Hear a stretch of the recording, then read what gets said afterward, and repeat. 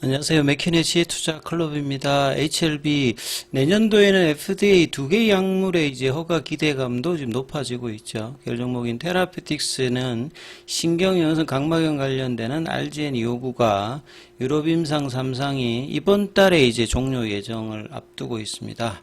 자, 이 부분 한번 살펴봐 드리도록 하겠습니다.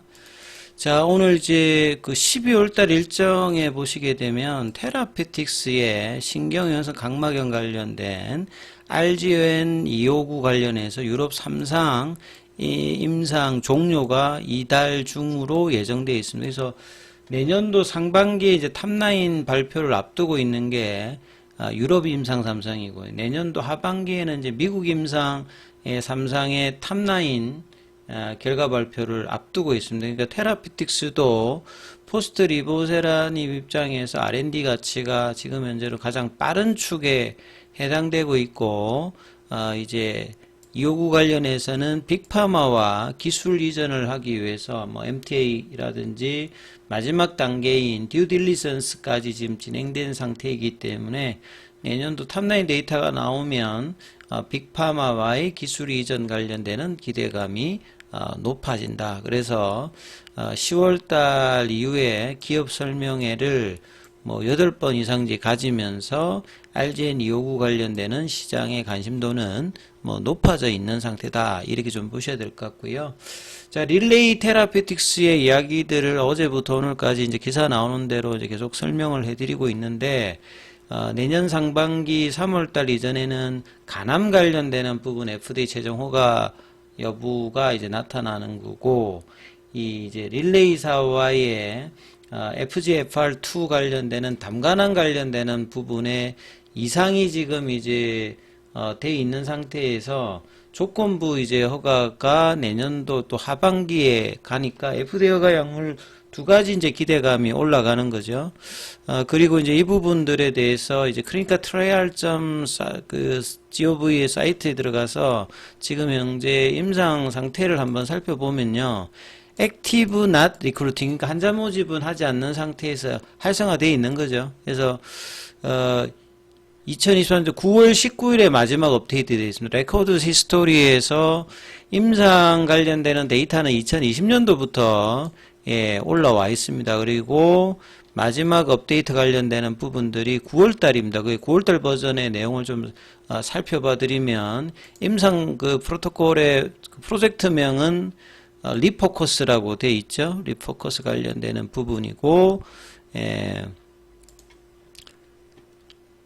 요 임상 스타디가 임상이 시작된 거는 2020년도 9월 2일.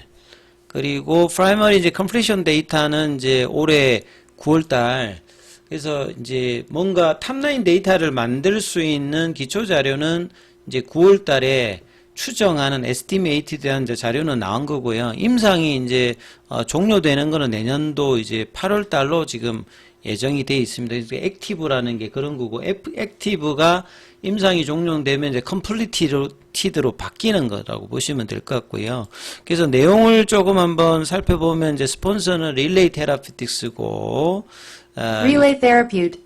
그 다음에 이제 FDA 허가된 이제 약물 관련되는 부분, 규정에 관련되는 부분이고요. 그 다음에 이제 그 임상 타입 관련되는 부분들에 보면 이건 특이하게 1상, 2상을 같이 하고 있습니다.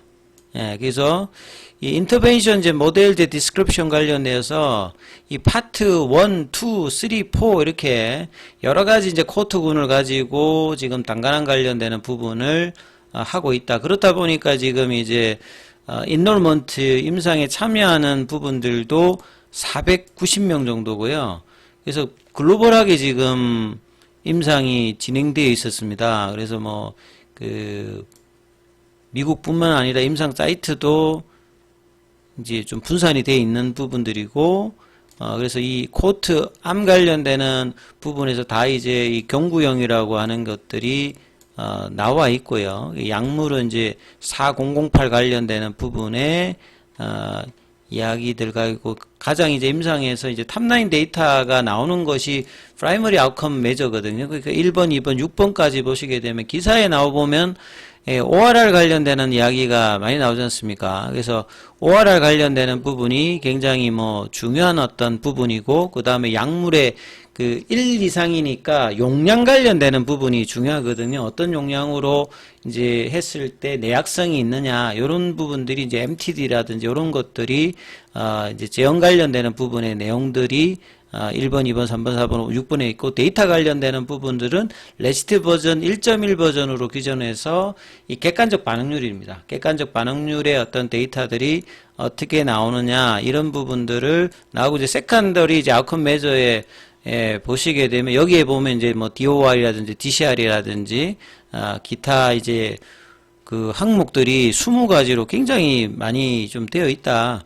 이렇게 보시면 될 것 같고, 그 다음에 로케이션을 보시게 되면 유나이티드 스테이트 미국뿐만 아니라 지금 이제 유럽이라든지 뭐 스페인, 스웨덴, 그 다음에 영국까지 여러 사이트로 이제 진행되었던 부분들을 뭐 좀 알 수 있는 내용들이다. 이렇게 좀 참조하시면 될 것 같고요. 그래서 내년도 기대감이 가남 외에도 이제 추가적인 FDA 허가 관련되는 기대감이 이제 있는 어떤 부분인데, 그래서 주가의 어떤 폭발력이라고 보면 이제 주가 올라갈 때 이런 부분까지 감안해서 이제 향후에 올라갈 수 있는 부분들이 또 열려 있다. 이렇게 보시면 될 것 같고요.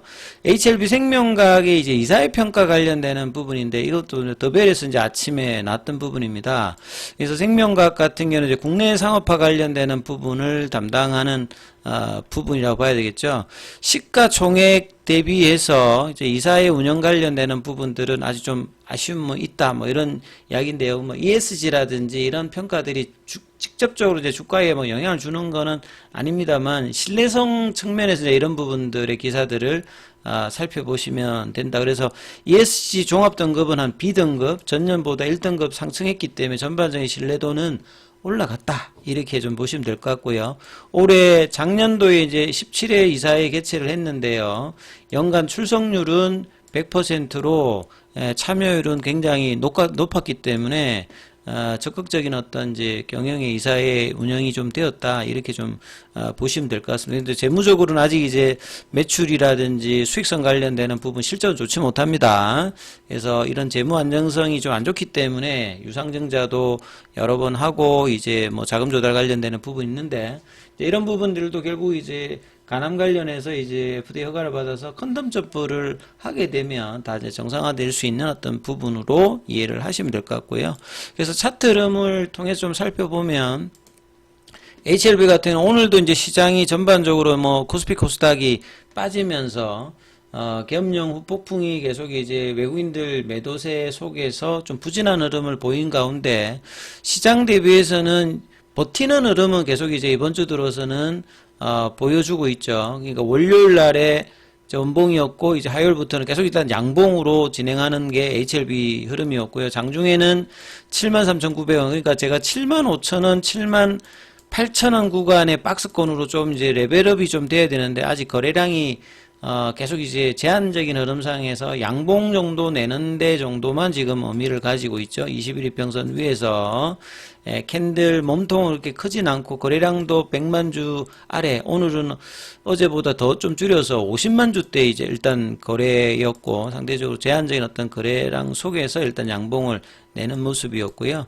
그 다음에 뭐 외국인들 기관들은 좀 매도를 하는 모습을 좀 보였죠. 그리고 전반적인 수급상에서 보시게 되더라도 HLB 쪽에서 외국인 24억, 그 다음에 이제 국내 쪽에서도 13억, 그 다음에 이제 프로그램 쪽에서도 이제 다시 일단 그 3일 매수해하고, 오늘은 외인 기간 뭐 프로그램까지 다 매도를 했어도 불구하고 일단 양봉을 만들어냈다는 데 좀 의미가 있죠. 근데 요 이제 하락갭을 만들어내었던 이 클래스 2 이후에 빠졌던 것에 이제 이제 지금 현재는 저항대로 계속 이제 결국은 나타나고 있는 이 78,000원대를 넘어가기 위해서 11월 달이라든지 12월 달에도 저항대 흐름을 일봉에서 보여줬죠. 그래서 75,000원대 요 구간에 올라서야 되고, 그 다음에 이제 볼린저 밴드 상단 가격, 결국 피보나치 눌림목 가격이 81,000원대고, 지금 지지를 보여주고 있는 이 구간은 이제 피보나치 추세 가격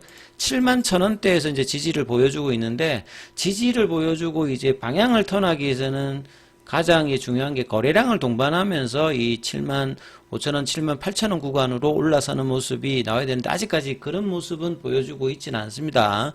내일 이제 금요일 날에 이제 이 거래량을 동반하면서 마찬가지로 7만 5천원대, 7만 8천원 구간에 진입하는 어떤 시도를 할 것으로 예상을 내일도 한번 지켜보셔야 되는 거고요. HRB와 거의 동행하는 제약 같은 경우에도 어제 이제 이 볼린저 밴드 가격에 터치를 했고 장중에 이제 이렇게 되면 제가 이제 추세 지표인 이 부분은 바뀐다고 말씀드렸는데 요 위로 이제 추세 지표는 가 있고 이제 하락 추세로 이제 제약은 돌렸고 이걸 돌리기 위해서는 25,000원대 위로 올라가야 이제 일봉에서 추세가 전환하는 걸로 바뀝니다. 그래서 HL 제약은 이제 보조지표의 어떤 변화가 생겼고요.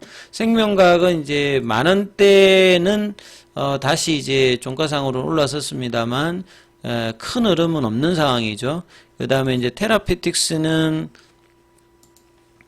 21이평에서 어제 살짝 좀 이탈을 했는데요. 종가상으로 오늘은 21이평선에 그냥 붙이는 정도고 거래는 어제보다도 더 작았습니다. 그래서 요 만원대 부근 결국 이제 박스권을 유일하게 좀 벗어났던 가격이 1,800원이거든요. 그래서 요 구간으로 다시 진입하기 위해서 이제 21평을 올라서는 흐름이 테라피틱스 입장에서도 나와야 되는 어떤 흐름이고, 이 글로벌 같은 경우에는 여전히 이제 거래량 부진 속에서 어제 이제 추세 지표인 파라볼릭이 좀 바뀌어 있는 상태에서 이틀 정도 여전히 또 21이평 밑단에서 지금 4,000원 밑에서 지금 움직임 나타나고 있는데요. 중요한 부분은 이제 거래가 늘면서 기준봉이 될 수 있는 양봉의 흐름들이 내일 금요일은 좀 나올지 여부가 중요하기 때문에 이 부분 좀 참조하시면서 흐름 챙겨보시기 바라겠습니다.